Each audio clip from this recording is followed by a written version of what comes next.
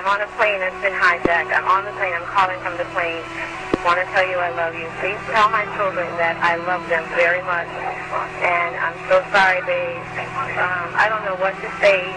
There's 3 guys. They've hijacked the plane. I'm trying to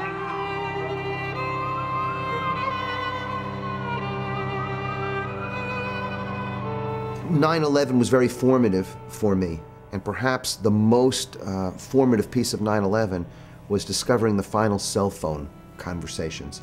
Not one of them was angry. Not one of them asked for revenge, saying, make sure you get those people who blew up this building. These people died and they weren't seeking revenge. All they were seeking in the dearness of the vanishing moment was to express love. I lost 2 friends in the World Trade Center, and within a day or 2 of knowing that religion had done that, I made a decision that I would never teach Judaism again, simply to help make Jews be more Jewish. That the purpose of Judaism was a wisdom that could help anybody improve their life. And it's time for Judaism to be a little less tribal and a little less dogmatic and a little less focused on the group. I've made a decision, and I really made the decision after 9/11. No more gods in the sky. No more gods in the sky that love some people more than other people, that get some people to kill other people because they don't believe the same thing, that get people to do a lot of weird things because they don't believe the same way.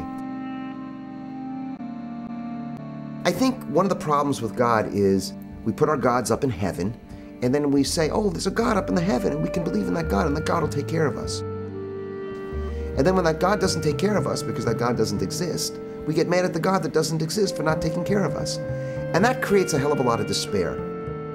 I'm actually a traditional practicing Jew. In other words, if you followed me along in my day, you would see all these practices that traditional Jews do. I think the difference is I don't do traditional practices because they make me Jewish. I do these traditional practices because they help me become more deeply human. There are probably about 20 major religious or spiritual wisdom traditions.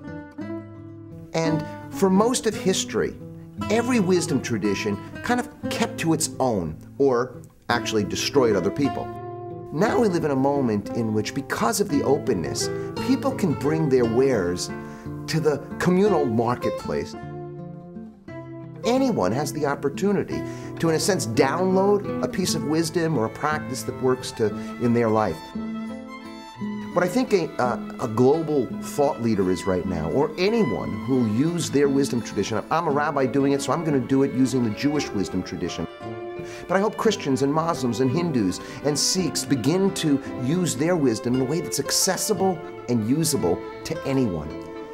Each wisdom tradition has some wisdom to offer.